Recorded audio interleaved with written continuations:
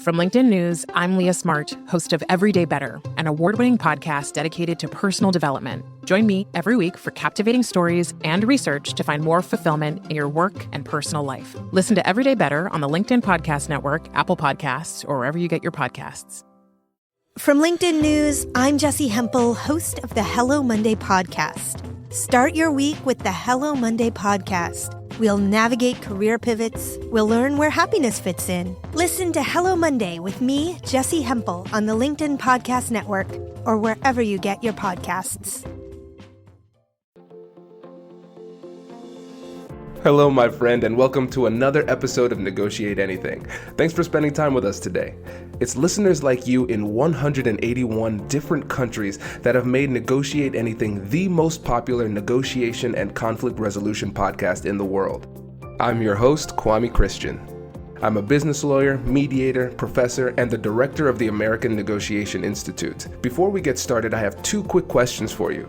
Is negotiation a critical part of what you do? Do you need to resolve conflict and persuade at work? If you answered yes to both of those questions, visit our website to learn more about our negotiation workshops. We've traveled the country working with professionals just like you, and we'd love to have the opportunity to work with you too. Check out the link in the description to learn more. Beth, thank you for joining us again, my friend. Kwame, I am so glad to be here. Yes, for the third time. I know, three-peat. It's like Saturday Night Live. You are in rarefied air. I think it's just I am. Ahern. So that's great. So for the listeners who might have forgotten or the listeners who are first-timers here, how about you tell us a little bit about yourself and what you do? Yeah, so I am a professional coach and a certified mentor coach, and I work with people in leadership and communication and conflict resolution, which is part of how we connected. And I host a podcast called How Can I Say This? That's all about having more courageous conversations to build community and connection. You can tell I love my alliteration.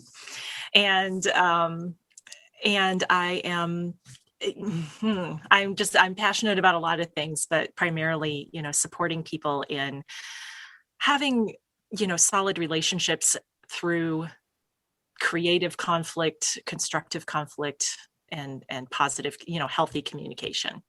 Absolutely. So we can all see why your voice is so valuable here in this show. We're very like-minded in that regard. And so today we're going to have just an open conversation. Usually we have a really structured approach, but I trust you at this point. We could chat for a little bit and give people a peek behind the curtain of a conversation that we would just have anyways. And a couple of the topics that we'll touch on. Number one, we're going to touch on mindset at some point. We're going to talk about the myth of a one-on-one negotiation, which I think is really important, but we haven't explicitly discussed on the show there. And so first, when you put in at that time, when you said, hey, let's talk about the myth of a one-on-one negotiation, what really prompted you to suggest that as a topic? Well, this goes back to last fall. I was doing some trainings for the city of Muskegon, some of their staff, about conflict communication and creating a culture of positive communication.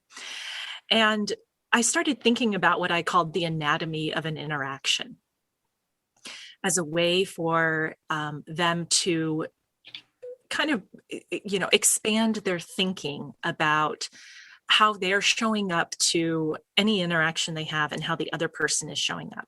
And I talked about, it's not just you and that other person, right? And actually I want to pull up, there's like a Mr. Rogers quote where he says, we are not just who we are in the present, we're everything we were in the past.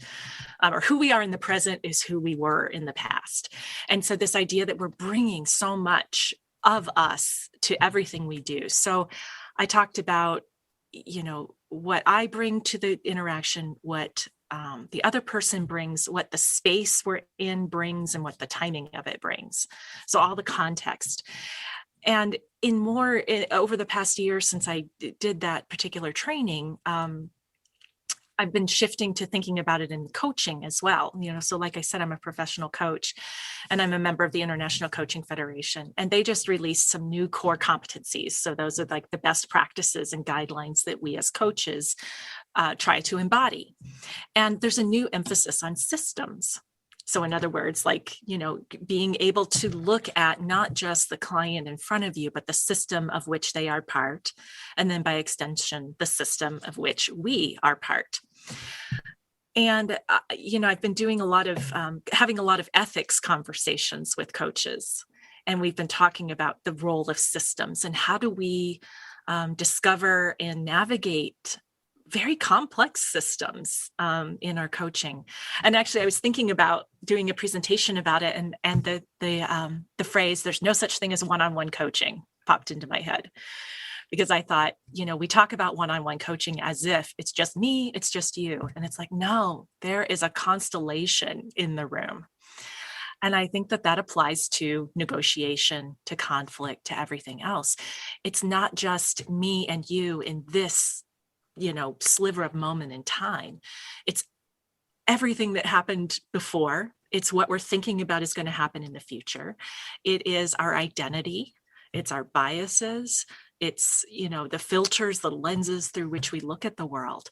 And if we forget that, I think forgetting that or not being cognizant of that is part of what causes us to shut down, to have, unconstructive conflict, to shut out possibility, to, throw up barriers, that sort of thing. So that's a sort of long answer to that question, but it's been an evolving awareness that, it's just been evolving.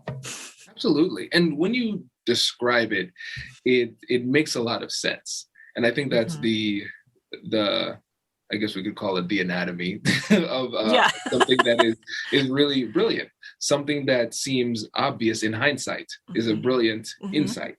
And here it makes a lot of sense that we have these structures, systems, histories, personal experiences, all this complexity that each person is bringing to the interaction that we appreciate when we're prompted to think about it, but we don't often think about it. We don't think about the complexity of the individual and the complexity of the situation, context, and system that they find themselves in. What makes it so difficult for us to actually bring that knowledge and put it into action when we're actually having these difficult conversations? I think part of it is that emotions are high. So we're often not necessarily thinking in that kind of global context. We're more centered on, this is what I want, our own self-interest. And sometimes that can get in the way of extending. I mean, another way of thinking it, of course, is empathy, being able to see things from the other person's perspective, or to imagine how they might be feeling as they hear your words or consider your offer or the information you're sharing. So I think probably even just, and you probably know more about this than I do, because I think I've heard you talk about these like physiological responses, like what's happening neurologically when we are in a conflict. And in what way does that kind of throw up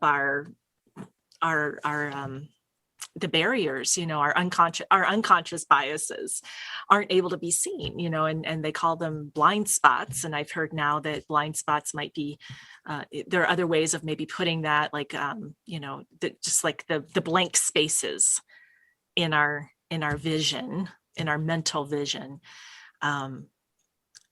We don't know what we don't know. And so some of this, I think, is having conversations like this and just even raising our awareness when we're not in the heat of the moment, so that when we do get in the heat of the moment, we're more likely to more quickly recognize when those dynamics are at play. I'm curious like I said, I know you know more about that neurological response when we're in conflict. What do you think about how we respond and our ability to do that?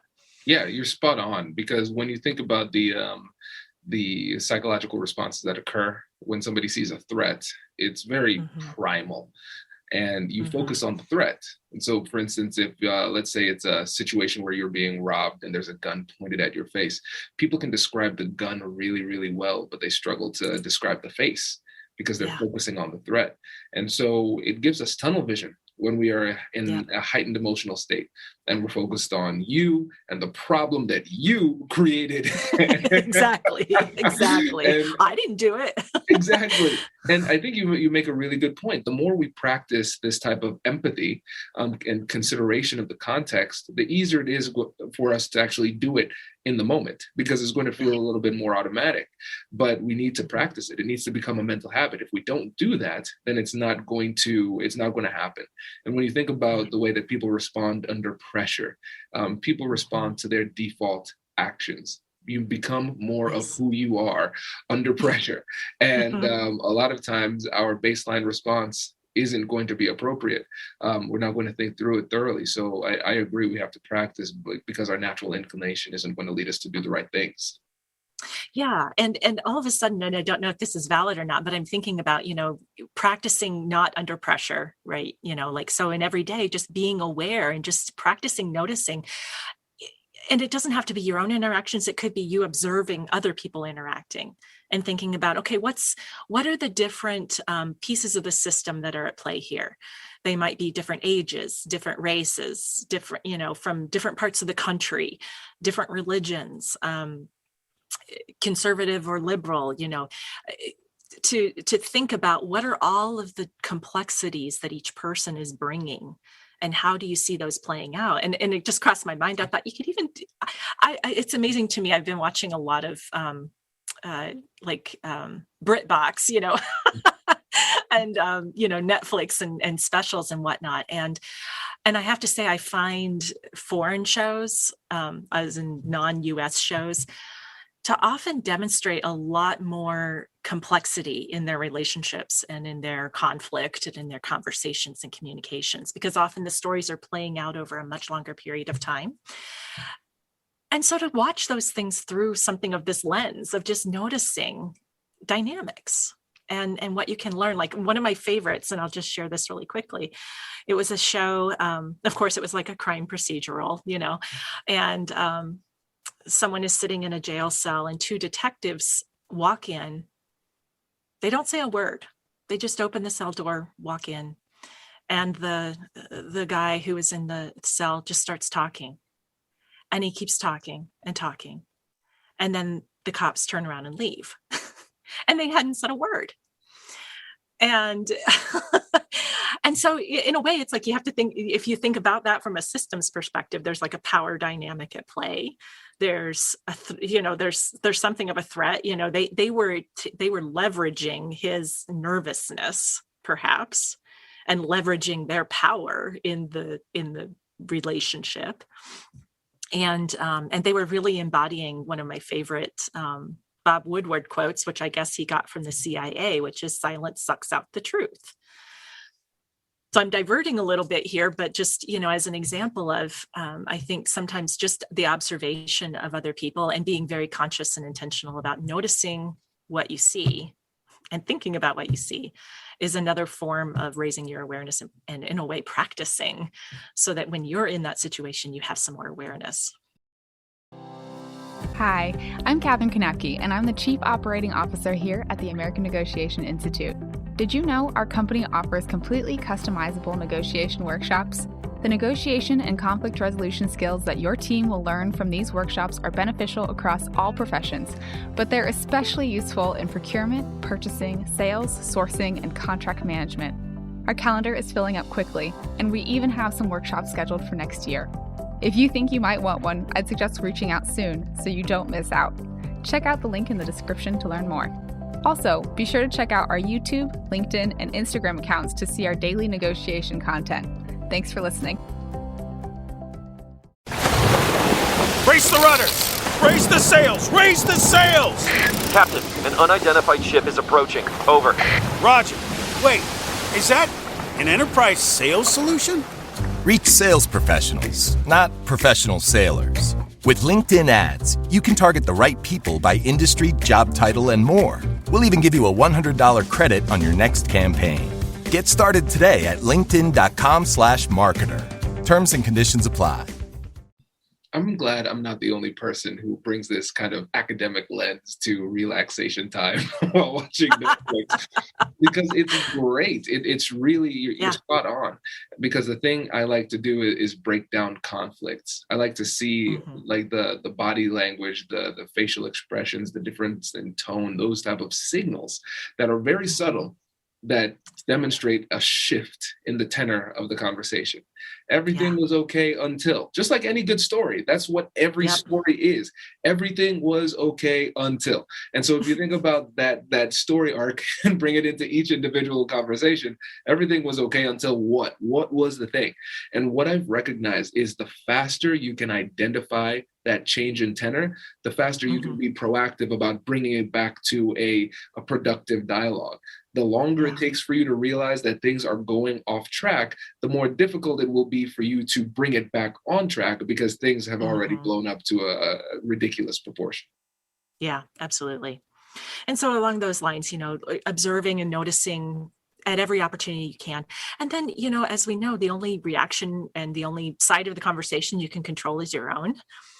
And the other way to prepare yourself for that idea that not only is the other person coming in with a system, a constellation of, characters, a cast of characters with them, that you are too, and to think about what is it that does inform your worldview? I mean, it's a deeper, bigger question. It almost gets to the who am I? And to think about, I can name all of these different things in my identity, in my experience, in my education, in what's influenced me. The more aware I am of the sort of the sources of my views, I think the more I'm clearer about what I can own and what I share with someone else, and I'm clearer about where it comes from, and it's probably easier to see what is informing my biases, and therefore even seeing them as biases, as opposed to objective truth, which is another big sort of nut to crack, right? Because we can think our biases are truth. Absolutely. And, so if I can recognize it, that's my worldview, it's not the objective truth, then that means I might be a little bit more open to influence when I'm talking to someone else. Yeah, and I think that's one of the most interesting things about persuasion, because what I've found in my life is that the more open to influence I am, appropriately so, the more open to influence the other person is, right? And I never lose sight of my goals. That's important. Right. I mean, remember this, I do these negotiation trainings. I still practice as a lawyer. I can't be the guy who goes back to his client and says, you know what, I changed my mind. We're going to lose today. That's not an option. It's not an option, right? But sometimes I like to think about it this way.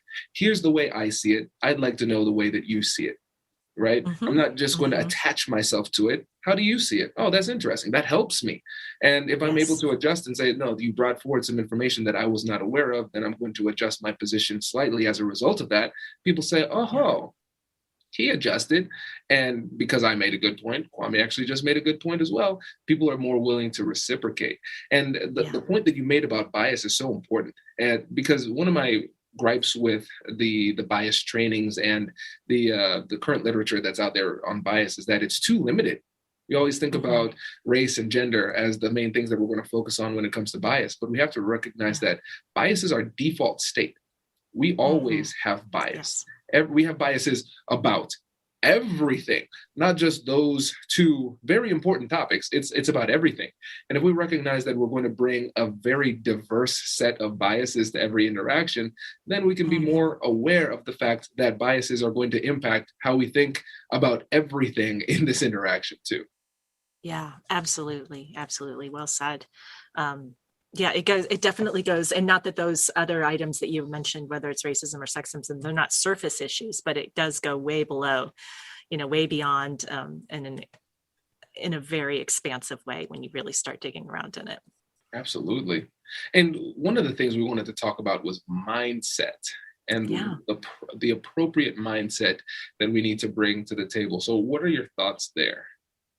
Well, we've started to touch on it actually with the open to influence, because I do believe that's a mindset. We can come into a conversation with a closed mindset or an open mindset. And so to be open to influence means that you're going to be curious. You're going to release assumptions. One of my favorite mantras is I'm open to outcome, not attached. So we release some attachments to things, because that's another thing that throws up a barrier and closes us off to influence. And then, as you and I were talking before we hit record, the concept that I have been coming back to over and over and over again is humility, a mindset of humility. And so I'd love to talk just for a few minutes about that with you, because I know about your approach to negotiation, and you're not one of these like, you can't ever show weakness. It's weakness if if you're humble, or whatever it is, right? I just know that's not you. And that's not how you operate. And so I had a feeling, I thought, well, if I talk about like, what's the role of humility in these conversations, that you would get what I meant and have some thoughts. So, so I'll just say really quickly that like the humility it's not, I could be wrong. It's not sort of disclaimers or making yourself small or shrinking. And it's not deference, right? It is essentially that I'm open to influence. I'm open to the possibility that there's more information here than I might have. I'm open, and there's to the possibility that the other person has a point, or has something of value to offer, or could be right about, X, Y, and Z. And it's not just that, they could be right, but it's humility saying, I could have it wrong. I might not be on the right side of this, or I might be coming from fear more than I realized. I might be putting up a facade more than I like to think. I'm telling you, I'm being honest with you, but am I really being honest? Mm-hmm. So I throw it back to you for your thoughts. Yeah, as you were describing it, I think my approach or my thought on it kind of evolved a little bit too. I think one of the things that is helpful in these conversations is intellectual humility, right? Yeah. Because you can't be curious. We talk so much about the power of curiosity. You can't be truly curious if you already think you know the answer, right? Then that's not really curiosity. That you're just setting people up with questions. That's there's a difference there. And humility I think it's a superpower when it comes to these difficult conversations, because you're focused on learning. The more information you have, and the higher the quality of the information you have, the more effective you're going to be in these conversations.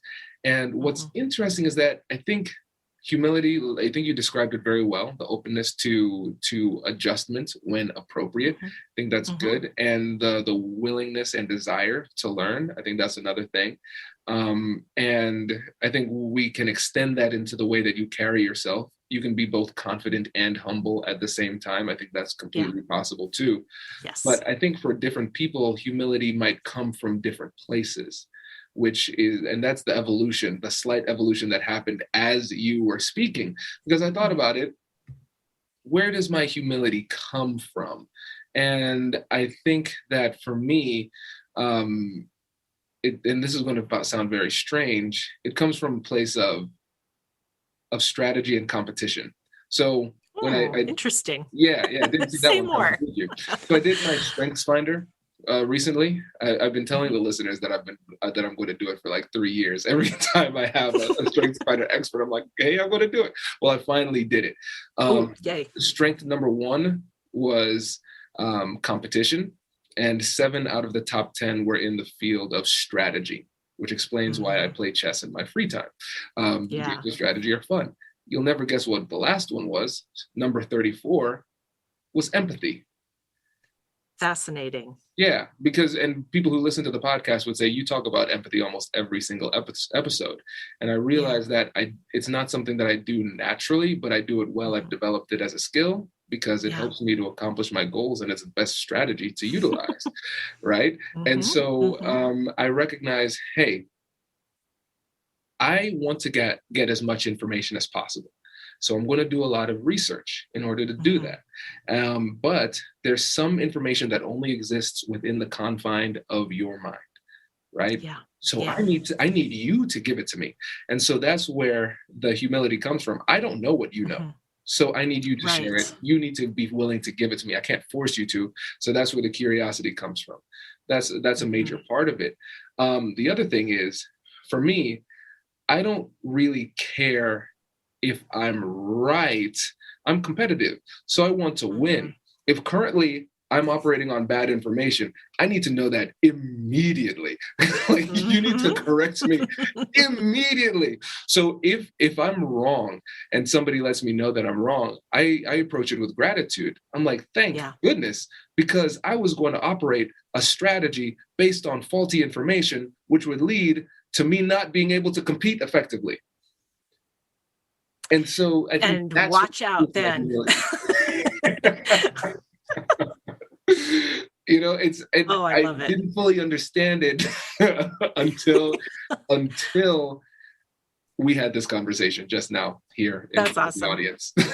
See, that's what I love about talking to you, because also what crystallized for me as you were sharing is also this idea of what is it? You expressed like, it's not just, it's humility about like what we know and don't know. And then I extend that to the other person, and I'm actually thinking of someone in particular. It's humility that we don't know what's best for someone else. I mean, I'm thinking about someone, and this is, you know, I don't want to stray into political waters or anything, but I'm thinking about someone that I care about that has said that they're not going to get the vaccine. And I intend to get the vaccine. And my first instinct was, wait a minute, what? You know, you can't do that. You know, you've got to get it. You're in a vulnerable population, you know, whatever. As if I knew what was best for them. Because of course I do, because I love you, you know, and I care about you, right? And then I got, you know, this was a live conversation, which actually is a gift, right? Because it didn't start on email or text. It was an unexpected, unplanned interaction. But then it moved to email, and over email, I again, you know, prodded a little bit and just said, you know, I'm only pushing this because I care. And this person pushed back and said, I know you care. And here's what I'm seeing and the reasons I'm not doing it. I started to respond with more, but, you know, sort of stuff. And then I thought, no, I'm just going to bottom line it. I'm just going to say, you know, I'm going to acknowledge the things that person said that they were doing to take care of themselves, like how they were being cautious. I'm going to ask, how does your, and this, I don't know if this is advisable or not, but I just said, you know, what does your doctor advise you to do? That's what I would trust more than anything. And then I signed off. So I left out any response to the issues that would escalate the situation, and decided just to focus on the humility comes in with saying, it's not up to me to decide what's best for this person. I am not them. They're an adult. They can take care of themselves. All I can do is express my care, my concern, and then let it go. And that takes humility for me personally, because believe me, I want to bombard them with the facts. This is interesting. I'm going to take what might seem like a slight diversion, and I'm going to bring it back. So I'm going to cite the book, The Power of Habits by Charles Duhigg. Really great great book. book. It talks about Yeah. the psychology, which of course I love, of habits. If you want more of a practical book, go to Atomic Habits. I think that's a Yeah. more practical habit book. But in the Power of Habit, Duhigg talks about a keystone habit. And so I he love said, that concept. yes. So think about this. So with a keystone habit, this is a habit that produces other good habits. And so you only do one habit at a time because that makes it more likely for it to stick. And so, for example, a keystone habit might be exercising. Okay, so I'm going to exercise consistently. Oftentimes, something that naturally happens as a result of it is you'll start to eat better. Because in order to exercise, you need to fuel your body the right way. And so it's a keystone habit that produces other good habits just naturally. And so it seems like humility is a keystone virtue. Because when you have humility, it produces other good virtues. So you have humility, it makes you more curious, which makes you more effective in these difficult conversations. If you have humility, it also shows that it also leads you to have respect. And so going to the example that you gave here is that you have to recognize at some point in a conversation, especially when we're not thinking about it from a business context, we're just thinking about it interpersonal, where I'm trying to help somebody to make a good decision. I'm going to provide you with information that I don't think you might know. Then we have this back and forth. Okay, then we're both well informed. And you, at this point, can choose to do whatever you want to do with that information. And when it comes to respect in this situation, you showed respect through restraint. It is now up to you. I am respecting your autonomy and your agency to make the best decision that you see fit. I've done what I can, and now the ball's in your court. And I think a lot of times in these difficult conversations, especially when we're talking about a more interpersonal type of situation, you have to at some point step back and let the person make the decision that they feel is best, given the information as they see it. Yes. Thank you for that, for adding that. I love that idea of humility as a keystone habit. I think that's brilliant because, again, as we were talking about, it encompasses so many other things and can lead to so many other things like transparency, curiosity, vulnerability, empathy, just by kind of, and really, in some ways, humility is about keeping our ego in check. Checking in with our ego and what are we leading with, right? And I can tell by your smile, maybe that ego is another topic that is that is often near and dear to your heart, because I think ego is one of those. It can be both a barrier and an asset when it comes to these kinds of negotiations, conflicts, conversations. Absolutely. And so listeners, if you like this episode, make sure to leave a review and specifically say, Beth, you should write a book on humility. That is my vote. But of course, I respect your decision to choose something else. So Beth, thank you, my friend, for coming on the show. But before you go, let listeners know again about the podcast, your website, and how they can get in touch. Yeah. So the podcast is, like I said, How Can I Say This? And so you can go to howcanisaythis.com or search on whatever platform you listen to your podcasts. And actually, the way Kwame and I originally connected was when I was operating as the introvert entrepreneur. And he was a guest on my show at least 2 or 3 times. And he's been a guest on How Can I Say This? So we've got a long-standing conversation going on here. And so you can check out the book, The Introvert Entrepreneur, as well.